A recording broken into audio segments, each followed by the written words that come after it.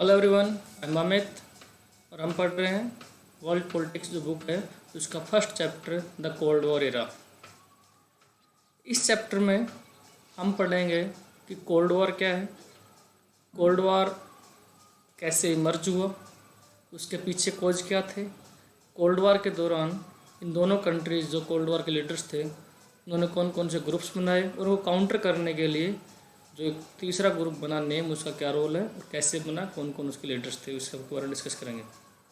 इससे पहले इस बुक के बारे में पढ़ते हैं। इस बुक का नाम है the contemporary politics, contemporary world politics. Contemporary जो वर्ड यूज किया गया है, ये वर्ड जो यूज किया गया है इसका मेन मीनिंग ही कोल्ड वॉर से है। एक्चुअली कॉन्टेम्प्रेरी जो वर्ड है ये माना जाता है कि वर्ल्ड जो ये कोल्ड वॉर था, कोल्ड वॉर के ख़त्म होने के बाद जो सिस्टम शुरू हुआ है वर्ल्ड में उसको ही कॉन्टेम्प्रेरी वर्ल्ड बोला गया है। जैसे यहाँ पर है, war is usually seen as the beginning of the contemporary era in the world politics, the end of the cold war. जो कोल्ड वॉर का एंड है 1991 में जब यूएस का डिवाइडेशन हो गया, उसके बाद से जो कुछ वर्ल्ड पॉलिटिक्स में हो रहा है उसी को कहा गया है contemporary era of world politics. ठीक है, यहाँ पर हम सबसे पहले बात करेंगे कि कोल्ड वॉर का मीनिंग क्या था और कौन कौन से दो कंट्रीज थे। जैसे यहाँ पर नीचे नाम आ रहा है नेम, NAM, इसका ये लास्ट टॉपिक रहेगा इस चैप्टर का। इससे पहले हम बात करेंगे यूएसए और यूएसएसआर की। यूएसए यूएसएसआर ने क्या किया, ऐसी क्या सिचुएशंस बनी दोनों के बीच, कोल्ड वॉर की सिचुएशंस बनी रही हैं। तो इसका फर्स्ट टॉपिक है द क्यूबन मिसाइल क्राइसिस। तो यहाँ से क्यूबन मिसाइल क्राइसिस, सबसे पहले तो यहाँ पे मैप का क्वेश्चन बन रहा है 1 मार्क्स का, क्यूबा कहाँ पर है। क्यूबा नॉर्थ अमेरिका में है। ये आप यहाँ पर देख रहे होगे, ये जो एरिया है ना यहाँ पे क्यूबा है, इस एरिया में क्यूबा है। ये जो यहाँ पर जो लाइन दिख रही है इसके नीचे का पार्ट साउथ अमेरिका, इसके ऊपर का पार्ट क्या है, नॉर्थ अमेरिका है। तो नॉर्थ अमेरिका में एक आइलैंड टाइप का कंट्री छोटा सा जिसका नाम है क्यूबा। क्यूबा में क्या था कि क्यूबा का जो उस टाइम पे प्रेसिडेंट था फिदेल कास्त्रो नेम था उसका। फिदेल कास्त्रो जो था उसकी जो गवर्नमेंट थी वो कम्युनिस्ट गवर्नमेंट थी और पूरे वर्ल्ड में कम्युनिस्ट आइडियोलॉजी का जो लीडर था, कम्युनिस्ट आइडियोलॉजी को स्प्रेड करने वाला जो लीडर था वो रसिया था। तो फिदेल कास्त्रो की जो पॉलिटिक्स है उसको रोकने के लिए, फिदेल कास्त्रो की गवर्नमेंट को गिराने के लिए अमेरिका कुछ चालें चल रहा था, अमेरिका कुछ साजिश रच रहा था। रसिया को डर लगा कि कहीं अमेरिका फिदेल कास्त्रो की जो ये कम्युनिस्ट गवर्नमेंट इसको हटाकर कहीं जो उनकी अमेरिका जिस आइडियोलॉजी को फॉलो करता था, लिबरल डेमोक्रेसी और कैपिटलिज्म को, कहीं उस गवर्नमेंट को लागू यहाँ पर ना बना दे। तो इस संकट को ख़त्म करने के लिए हमें रसिया सोच रहा था कि रसिया का उस टाइम पर जो प्रेसिडेंट था वो था निकिता खुर्चेव। तो निकिता खुर्चेव ने क्या किया कि जो क्यूबा था, क्यूबा को अपना मिलिट्री बेस बनाने की कोशिश की। हम क्यों ऐसा करते हैं, क्यूबा को अपना मिलिट्री बेस बना लेते हैं, वहाँ पर अपना मिलिट्री अड्डा बना लेते हैं। मिलिट्री बेस बनाने के बाद उन्होंने 1962 में क्या किया, वहाँ पर मिसाइलें तैनात कर दी, न्यूक्लियर मिसाइल। और आप ये न्यूक्लियर मिसाइल देखते हो, न्यूक्लियर मिसाइल से क्या हुआ कि जो क्यूबा जो था, क्यूबा यहाँ पर है तो यहाँ पर रसिया का मिलिट्री स्टेशन हो गया अब, और यहाँ से अमेरिका का इतना पार्ट इनके अंडर में आ रहा है। ठीक है, यहाँ पर उन्होंने बना रखा है कि नॉर्मल में तो इतना पार्ट आएगा, उसके बाद इतना आएगा, और अगर ये ठीक ठाक अगर जो वेपन्स हैं, न्यूक्लियर वेपन्स हैं, अमेरिका का मोर देन 50% जो एरिया था वो अब रसिया के अंडर में था। Russia within few second America के 50% एरिया को ख़त्म कर सकता था। कंप्लीट नॉर्थ अमेरिका देखिए, आपका कनाडा तक का एरिया भी इसमें आ जाता है अगर इसका जो लार्ज वाले नॉन जो बना रखा है उसके हिसाब से। अमेरिका को पता नहीं था कि रशिया ने ऐसा कर दिया। इसमें लिखा कि 3 वीक्स, तो करीब 3 वीक के बाद अमेरिका को पता चला कि भी रसिया ने क्यूबा में न्यूक्लियर मिसाइल तैनात कर दिए, न्यूक्लियर मिसाइल को लोड कर दिया है, प्लेस्ड कर दिया है। तो वहाँ के उस टाइम पर जो प्रेसिडेंट थे अमेरिका के वो थे John F Kennedy. John F Kennedy America उसके जो एडवाइजर थे उनको लगा कि अगर हम डायरेक्ट इसमें इन्वॉल्वमेंट करेंगे, अब क्यूबा जाएंगे, उसके मिलिट्री बेस को हम वहाँ पे ख़त्म करना चाहें या उसके जो मिसाइल जो उसने वहाँ पर प्लेस की उन मिसाइल के, तो इससे तो वॉर क्रिएट हो जाएगा। तो उन्होंने क्या किया कि अटलांटिक ओशन के थ्रू, इस अटलांटिक ओशन के थ्रू रसिया से जो भी वहाँ से शिप जो रसिया के आ रहे थे, चाहे वो वॉर शिप हो चाहे वो बेसिक कैसे भी शिप हो, जो क्यूबा की तरफ जितने भी शिप आ रहे थे रशिया के, उनको रोकने का ऑर्डर दे दिया अमेरिका के जो प्रेसिडेंट थे जॉन एफ कैनेडी ने, कि जितने भी यूएसएसआर के जो शिप आ रहे हैं उन शिप को आप रोक दो, क्यूबा की तरफ मत आने दो, जिससे कि ये मैसेज जाए रसिया के पास, यूएसएसआर के पास, कि भाई हम जो आपने क्यूबा में ये जो न्यूक्लियर मिसाइल प्लेस की हैं इसके हम अगेंस्ट हैं और हम इस विरोध करते हैं और हम नाराज़ भी हैं।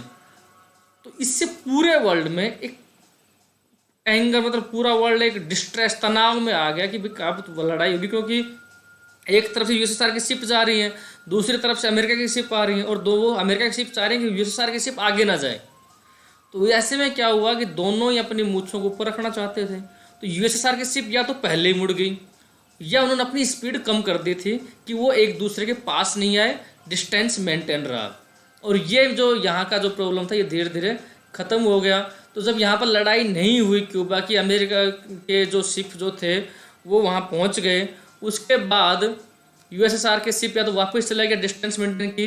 तो ये जो वर्ल्ड में जो world war, third world war का जो एक आइडिया था या एक अंदेशा था या एक जो पॉसिबिलिटी थी वो ख़त्म हो गई और लोगों ने चैन की सांस ली।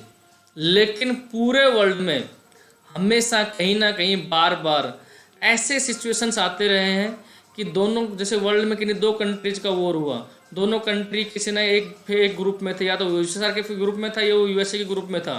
तो अगर यूएसएसआर ने किसी एक की हेल्प कर दी तो यूएसए दूसरे की हेल्प करता। तो इनडायरेक्ट रूप से यूएसए और यूएसएसआर वर्ल्ड में डिफरेंट वर्ल्ड में इन्वॉल्व रहे हैं, और इनके जो ग्रुप के जो मेंबर्स थे उनकी इन्होंने हेल्प की है, चाहे वो वेपन्स प्रोवाइड करवाए हों, चाहे उनको टेक्नोलॉजी प्रोवाइड करवाई हो, चाहे उनको कुछ और तरह से हेल्प दी हो। तो इन्होंने कंप्लीट वर्ल्ड में ये जो सिचुएशंस जो थी ये उन्होंने बनाकर रखी है। अब कह रहा है कि कोल्ड वॉर होता क्या है।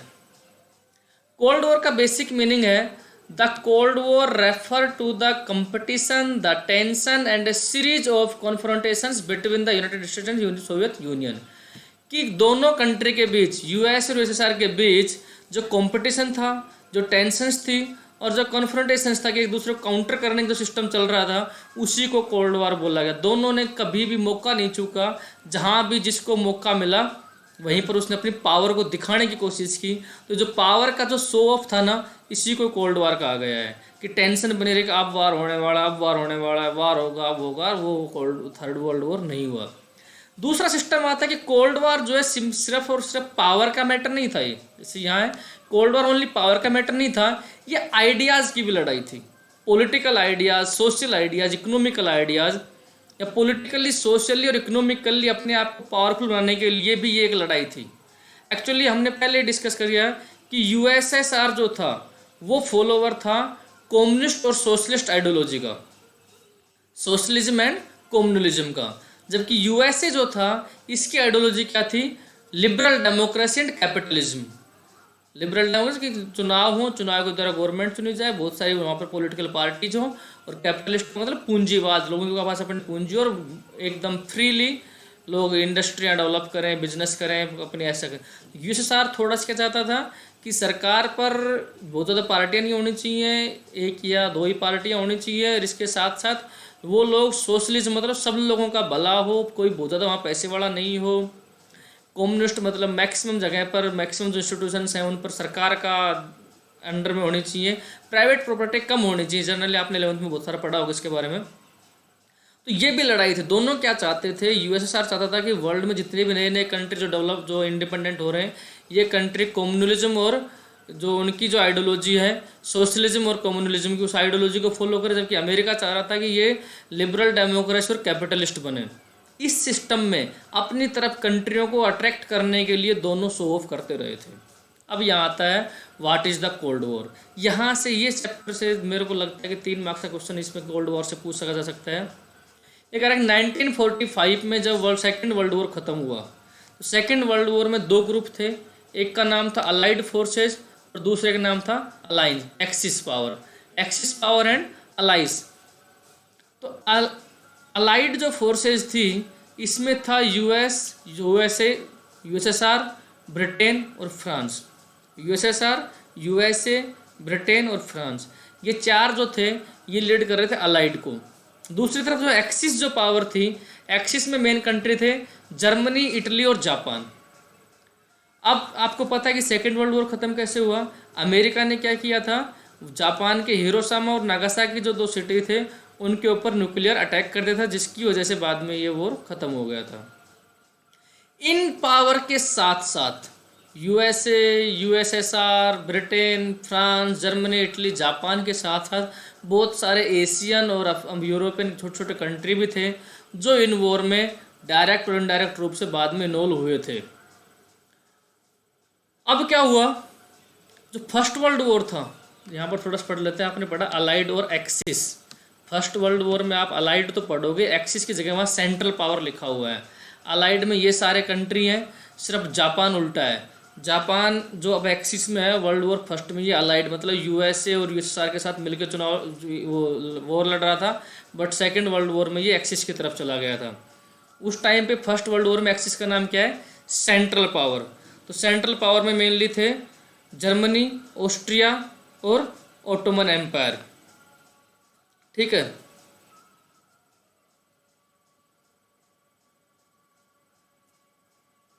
अब आते हैं जो सेकेंड वर्ल्ड वॉर था।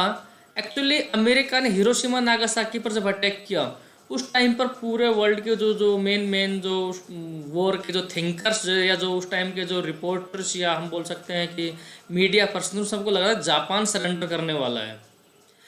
ये बात अमेरिका को पता थी कि जापान सरेंडर कर देगा 1-2 दिन में, लेकिन उसने तुरंत जल्दबाजी दिखाते हुए उनके हिरोशिमा नागासाकी पर न्यूक्लियर अटैक इसलिए किया कि वो यूएसएसआर को ये दिखाना चाहता था कि सुपर पावर हम है ना कि तुम हो।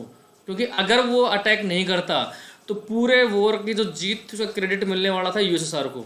तो यूएसएसआर ये क्रेडिट ना ले जाए, एशियन कंट्री भी, क्योंकि एशिया में रसिया है और हमें यूएस से बहुत दूर रह गया था, तो यूएसएसआर एशिया के कंट्रीज पर अपना जो जो डोमिनेंस बनाए रखना चाहता था उसको कम करने के लिए यूएस ने जल्दबाजी में ज़बरदस्ती जापान के हिरोशिमा नागासाकी पर न्यूक्लियर अटैक किया।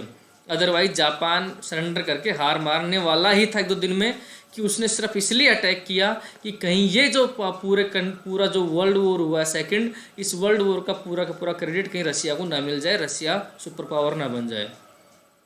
रसिया ने इसका विरोध किया था बाद में कि भाई आपने इस पर न्यूक्लियर अटैक क्यों किया, ये तो बेचारे वैसे ही सरेंडर करने वाले थे। तो अमेरिका ने कहा कि हमें हमारे जो हेल्पिंग जो कंट्रीज, जो हमारे ग्रुप के जो कंट्री हैं, जो हमारे अलाइड पावर के जो कंट्री हैं, इनको बचाने के लिए, बहुत सारे जो सैनिक जो आर्मी वाले डेली शहीद हो रहे हैं उनको बचाने के लिए, और दो इन हमारे जो फ्रेंड्स कंट्रीज हैं उन कंट्रीज के बहुत सारे रिसोर्सेज को बचाने के लिए जापान पर ही अटैक किया गया है। जबकि इसके पीछे वजह क्या थी कि अमेरिका ये दिखाना चाहता था कि पूरे वर्ल्ड में सुपर पावर हम हैं, हम किसी को भी कभी भी ख़त्म कर सकते हैं। अब क्या था, कोल्ड वार ख़त्म क्यों हुआ था, इसके ख़त्म कैसे हुआ था, इसके पीछे लोग अलग अलग जो मत देते हैं। कुछ कहते हैं अमेरिकन सही के, कुछ, लेकिन कोल्ड वार के जो वर्ल्ड वॉर सेकंड जो था ख़त्म कैसे हुआ, कौन इसका लीडर बना, इसमें रियलिटी नहीं बता सकते क्या हुआ। बट इसके रिजल्ट क्या आए, रिजल्ट और भी चौंकाने वाले आ गए। जो दो कंट्री यूएसए और यूएसएसआर मिलकर वॉर लड़ रहे थे सेकेंड वर्ल्ड वॉर, उन्होंने मिलकर एक्सिस पावर को हराया था, वो कंट्री एक दूसरे के दुश्मन बन गए थे और उन्होंने एक दूसरे के अगेंस्ट अपनी पावर का शो ऑफ करना शुरू कर दिया। मतलब पावर का डायरेक्ट यूज तो नहीं किया, बट एक दूसरे को दिखाना शुरू कर दिया कि हाँ हमारा ज़्यादा पावरफुल है। इसी वे में एक दूसरे ने यूएसए ने और यूएसएसआर ने बहुत सारे नए नए वेपन्स बनाए और अपनी पावर को इमर्ज करते, पावर को बढ़ाते रहे। डेली अपने अपने वेपन्स की वहाँ पर वो प्रदर्शनी करते थे।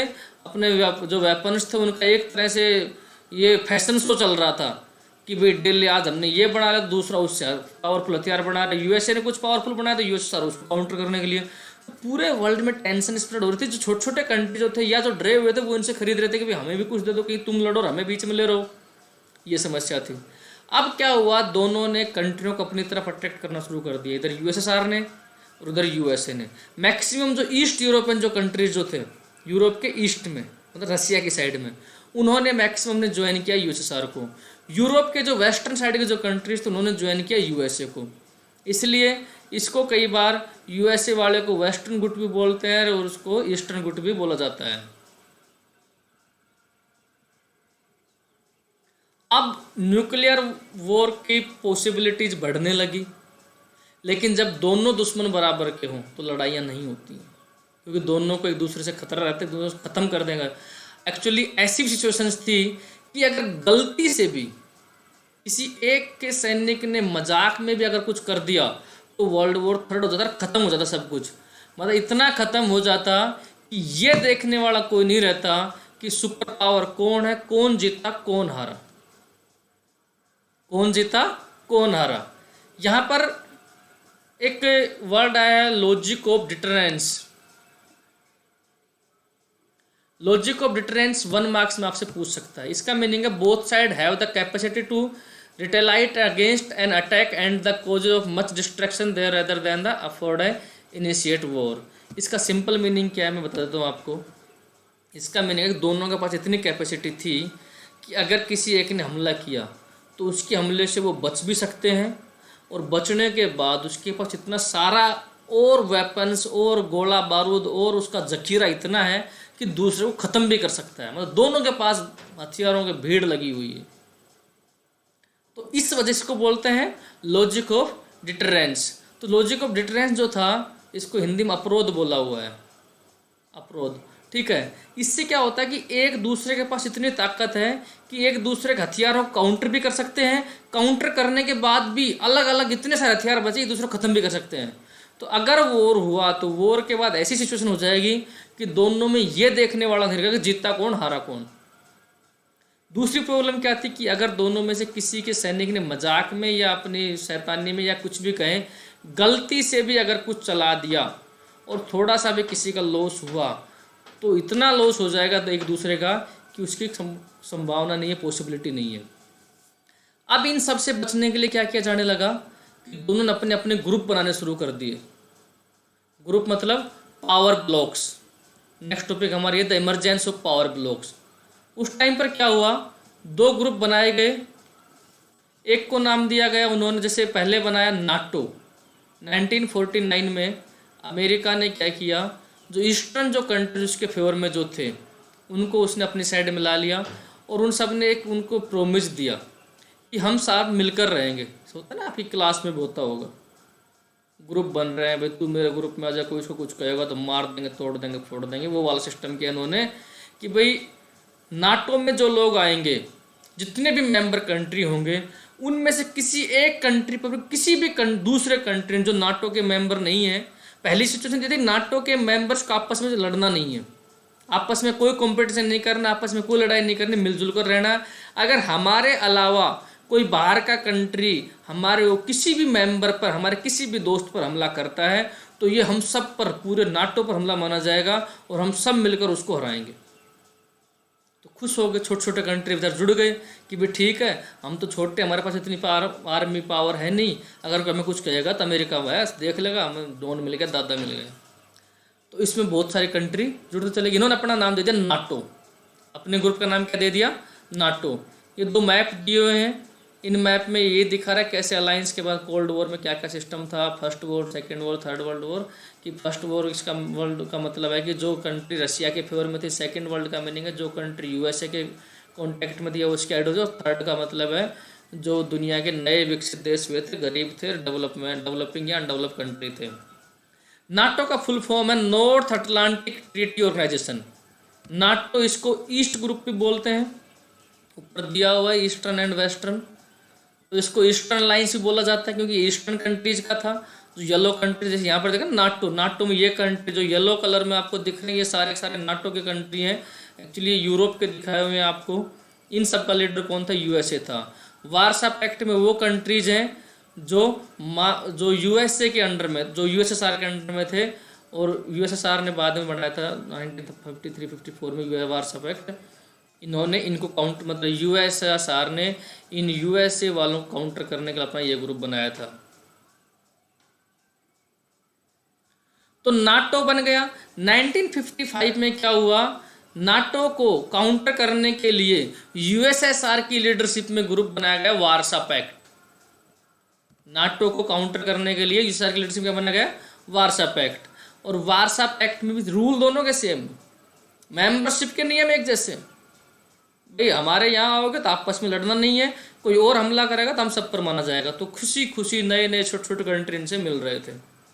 यहाँ पर एक साइड में दिया हुआ है, इन तीन कंट्री का नाम लिखना है। कैपिटलिस्ट तीन कंट्री कौन थे, कम्युनिस्ट तीन थे, नॉन अलाइन मूवमेंट वो हम बाद में पढ़ेंगे, तीन लिख लेना बाद में।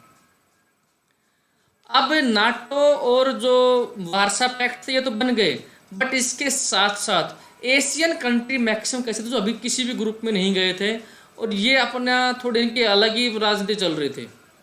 इनको अपने फेवर में करने के लिए अमेरिका ने नए ग्रुप बना दिए कि भाई नाटो के हेल्पिंग ग्रुप, डायरेक्ट तो तुम हमारे साथ नहीं हो बट फिर भी कोई ज़्यादा दिक्कत आएगी तो तुम्हें संभाल लेंगे। तो उन्होंने इनके नाम पर सीटो और सेंटो बनाए। सीटो और CENTO, East Asia, East and South East Asia और वेस्ट एशिया में, जिसको मिडिल एशिया बोलते, तो मिडिल एशिया को उसने सेंटो नाम दे दिया और ईस्ट और साउथ ईस्ट एशिया वालों को नाम दे दिया सीटो। और इनको अमेरिका ने अपने अंडर में मिला लिया, सभी कंट्रीज को नहीं। जब एशियन कंट्रीज पर अमेरिका ने ऐसा किया तो यूएसएसआर ने क्या किया, यूएसएसआर ने चाइना और उस टाइम पर Korea, north Korea, Vietnam, Iraq, इनको अपने फेवर में कर लिया। चाइना, वियतनाम, नॉर्थ कोरिया और इराक, इनको अपने फेवर में कर लिया। अब इन दोनों पावर की जैसे क्या हो रहा था कि जो नए जो इंडिपेंडेंट कंट्री हुआ था, इंडिया 1947 में इंडिपेंडेंट हुआ था, 1949 में बन गया नाटो, 55 में बन गया वार्सा पैक्ट। दोनों प्रेशर बनाने, भाई मेरी तरफ आ जा, भाई मेरी तरफ आ जा। इंडिया वाले परेशान है किसकी तरफ जाए, दोनों से हमें बेनिफिट लेना। पता है इंडिया वाले ज़्यादा सोचते हैं, दिमाग ज़्यादा लगाते, अगर एक के पास जाएंगे तो एक ही बेनिफिट होगा। दोनों के दोनों हाथों में लड्डू रखना चाहते थे। तो ये बेचारा अलग ही सोचो कहाँ जाए। अमेरिका के पास जाए तो रशिया नाराज, रशिया यूएसएसआर की तरफ जाए तो यूएसए नाराज। तो इनकी अलग ही लड़ाई चल रही है। इन्होंने अपनी इस अलग लड़ाई को बचाने के लिए इन्होंने एक नया सिस्टम शुरू किया। इन्होंने अपना एक अलग नाम ग्रुप बनाया, उसको नाम दिया नाम, NAM, नॉन अलाइन मूवमेंट, जिसके बारे में बाद में पढ़ेंगे। अब यूएसआर ने जो ग्रुप बनाए थे नाटो और वार्सा पैक्ट, उन्होंने ट्रायल लेना भी शुरू कर दिया कि भाई हमारे ग्रुप काम कर रहे हैं कि नहीं कर रहे हैं। तो आपस में लड़ाना शुरू कर दिया। नाटो वाला, वार्सा, छोटे छोटे आपस में लड़ रहे हैं। यूएसआर नहीं लड़ा कभी भी। उन्होंने यूएसए ने अपने जो हंटर जो थे उसके साथ जो लगे हुए थे ना छिट भैये, उनको भेज दिया। उधर से यूएसएसआर ने अपने फंटरों से आपस लड़ाई करवाई और फिर उनकी हेल्प दिखावा करने लगे, मैं इसकी तरफ हूँ, मैं इसकी तरफ हूँ। जनरली ऐसा देखा होगा आपने, जो गलियों में छोटे मोटे गुंडे होते हैं वो ऐसा ही करते हैं। खुद भी मतलब वो खुद बहुत बड़े गुंडे नहीं होते, वो भी छोटे मोटे होते हैं, वो अपने भी नीचे चमचे रखते हैं, उन चमचों को बढ़ाते रहते हैं। तो इन्होंने भी यही किया। यूएसए और यूएसएसआर, नाटो और जो वार्सा पैक्ट थे, अपने अपने चमचों को, अपने अपने फंटरों को लड़ा रहे थे।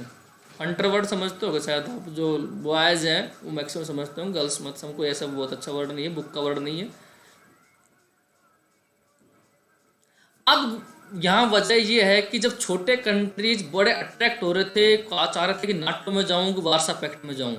अब इसका वजह सिर्फ इतना ही नहीं है कि वो अपनी सिक्योरिटी चाहते थे, इस सिक्योरिटी के साथ साथ इन दोनों सुपर पावर कौन सी थी, दोनों यूएस और यूएसआर, इन दोनों को बेनिफिट था छोटे छोटे कंट्रियों से। यहाँ से आपसे सीधा 3 मार्क्स क्वेश्चन पूछा जा सकता है, जो पूछा भी गया है कई बार, कि जो सुपर पावर्स को, स्मॉल कंट्रीज को अपने ग्रुप में, वार्सा में और नाटो में ज्वाइन कराने क्या बेनिफिट थे। सीधा यहाँ लिखा हुआ है, small state have helpful for the super power in gaining access to what types of gaining, what types of help was taken by the super power from the small countries. तो यहाँ पर 4 point सीधे सीधे लिखो। पहला, vital resources such as oil and minerals. इन छोटे countries में जो ऑयल मिनरल्स थे, जो और अदर रिसोर्सेज थे, उन पर सीधा सीधा उनका हक हो जाएगा। उनके पास टेक्नोलॉजी नहीं छोटे कंट्रीज के पास, तो क्या करेंगे, बड़ा भाई तू ये सब कुछ तू हमें दे दे, यूएसआर के फेवर में जाएंगे। दूसरा क्या है, territory from where the super power could launch their weapons and troops. अपने ये यूएसआर अगर अपने अपने कंट्रीज में डेली परीक्षण करेंगे परमाणुओं का या अपने हथियारों का, तो लोग डरेंगे बेवजह का। वहाँ पर नॉइज पोल्यूशन होगा, कुछ और तरह की दिक्कत होंगी। तो ये क्या करते हैं, जो भी कुछ ने हथियार बनाया उसको चेक करने के लिए छोटे कंट्री में पहुँचाते थे कि हाँ भाई ये वो खुश हो गए, भाई उनको तमाशा देखने को मिल जाता था और ये अपना काम कर लेते थे। तीसरा क्या है, location from where they could spy on each other. दोनों एक दूसरे की जासूसी कर सकते थे। अगर डायरेक्ट भाई यूएसएसआर की पूरी नज़र कहाँ रहेगी, यूएसए पर क्या कर रहा है, यूएसए की नज़र कहाँ है, यूएसएसआर क्या कर रहा है। इन छोटे कंट्रीज पर दोनों ध्यान नहीं देते थे, तो दोनों वहाँ पर अपनी अपनी जासूसी कार्रवाई करते रहते थे। Economic support in that many small alliance together could help पे टू फॉर मिलिट्री एक्सपेंस। दोनों छोटे छोटे देशों को पागल बना कर रखते थे। उनकी आर्मी का यूज करते थे, अपने 5-7 आर्मी वाले भेजते, फिर बोलते थे इनका खर्चा देते रहो, खर्चा वो उठाएंगे, बेनिफिट दोनों ले रहे हैं। इन डरा धमका कर हथियार बेचकर उनसे बेनिफिट उठा लेते थे। ये सारे उनसे बेनिफिट ले गए। तो क्वेश्चन ये पूछा सकता है कि छोटे देशों से दोनों सुपर पावर को क्या फ़ायदा था? तो वो ये इसलिए चाहते थे, तो ये इनको नए नए ऑफर देते थे। देते ना, आप कंपनी वाले ऑफर देते हैं, तो ये भी ऑफर देते थे, हाँ भाई डिस्काउंट चल रहा, आ जाओ, हम तो तुम्हें ये कर देंगे वो कर देंगे। ऐसे बहुत सारे कंट्रीज दोनों ने अपने अपने साथ जोड़ लिए थे। वार क्या था कि आइडियोलॉजी की वजह से जरूरी था कि भाई ये दिखाना चाहते थे। बीच में उन्होंने कुछ एग्जाम्पल भी दिए हैं। 1950 से 1969 तक कई सारे वॉर हुए थे। उन वॉर में इन्होंने एक दूसरे का दिखाई है ताकत। जैसे इराक में वॉर हुआ या कई जगह पर इसमें वॉर आएंगे, वहाँ पर दोनों ने अपनी अपनी पावर को यूज किया है और दिखाया कि हाँ हम ताकतवर हैं। Next arena of the cold war, यहाँ पर उनके आपको एग्जाम्पल मिलेंगे। कोरिया में 1950-1953 तक वॉर हुआ। नॉर्थ कोरिया यूएसआर की तरफ था, साउथ कोरिया जो था वो यूएसए की तरफ था। दोनों ने अपने अपने की हेल्प करते रहे और दिखाते रहे। बर्लिन, आपको पता है बर्लिन का डिवाइडेशन था, पहले बर्लिन की दीवार वार खींच दी गई दोनों कंट्रीज के बीच, तो उसके सिटी के बीच, तो उसके में दोनों अलग अलग ग्रुप में थे। पांगो में भी यही हुआ, दोनों अलग अलग ग्रुप में थे। तो इस तरह से डिफरेंट डिफरेंट जगह पर इन्होंने वॉर करवाए और छोटे मोटे कंट्रियों की हेल्प की। इसके बाद क्या हुआ कि जो वियतनाम जो था, आपने 10th क्लास में पढ़ा होगा, सेकंड चैप्टर था हिस्ट्री का, लाओस, वियतनाम, कंबोडिया वगैरह। यहाँ पर वियतनाम में क्या था, फ्रांसिस आर्मी थी, वो हार गई थी, वो भग गई थी। तो वहाँ पर अमेरिका ने ज़बरदस्ती अपना होल्ड करना शुरू कर दिया था और बाद में ऐसी सिचुएशन आ गई तो अमेरिका ना तो जीत पाया ना हार पाया, अमेरिका भग कर आ गए वहाँ से। तो इससे दिक्कत ये हो रही थी कि भाई इन छोटे कंट्रीज को बड़े कंट्री हेल्प कर रहे थे, चाहे वो आइडियोलॉजिकल हेल्प हो, चाहे उनकी वेपन्स के रिगार्डिंग हेल्प हो, चाहे वो उनको रणनीतियाँ मतलब उनकी स्ट्रेटजी बना रहे हो कि आपको कैसे वॉर लड़ना है, बहुत सारी हेल्प करते रहे थे। अब क्या हुआ कि वर्ल्ड में ऐसी कई बार सिचुएशंस आई कि भाई हाँ वर्ल्ड वॉर 3 होने वाला है, लेकिन ऐसे में तुम्हें पता है कि इंडियंस हमें पंचायत का काम करते रहे। भारतीय नेता, भारतीय लोग किसी को पकड़ पंचायत तुरंत करेंगे। 2 आदमी लड़ाई चल रही है, भीड़ देखेंगे 50 के लोग, तो यही उस टाइम हुआ। यह एग्जाम्पल दिया हुआ है कि क्या हुआ था कि जो पंडित जवाहरलाल नेहरू था उसने बड़ा रोल निभाया था। इन दोनों कंट्रीज में कई बार ऐसी सिचुएशन आई थी कि आपस में वॉर होने वाला है और पंडित जवाहरलाल नेहरू ने वहाँ पर, जैसे कोरिया के जब वॉर हुआ था तो कोरिया के टाइम पर पंडित नेहरू ने मीडिएटर की भूमिका निभाई थी, दोनों में सोल्यूशन करवाया था। ऐसे कोंगो क्राइसिस में यूएनओ आ गया था, यूएनओ का जनरल सेक्रेटरी था, उसने दोनों के बीच कॉम्प्रोमाइज़ करवाया था। कई बार तक गलियों में छोटे मोटे लड़ाई झगड़ होते हैं, स्कूल में हो जाते हैं, तो कोई बड़ा भाई अब जो स्कूल से पास आउट होता है वो आता है कॉम्प्रोमाइज़ करवाने के लिए। लेना देना किसी को कुछ नहीं है। तो यही था कि हम वहाँ पहुँच गए, दोनों के बीच लड़ाई कोई नहीं करना चाह रहा है, सब चाह रहे हैं कोई आज जाए छुड़वा दे। ऐसा होता है कई बार लड़ाई हो जाती है लेकिन मार भी रहे हैं, लेकिन यार कोई तो छुड़वा दो। तो ये होता था कि यूएस सर क्या सोचते थे कि यार कोई जाके ये बंद करवा दो, शुरू कर देते थे, फिर किसी तीसरे को बुला के बंद करवा देते थे। तो माहौल बन रहा था कि हाँ यार बड़े काम की, ये तो बड़े पावरफुल हैं, हथियार दिखा देते, फिर रख लेते, चलाते नहीं थे।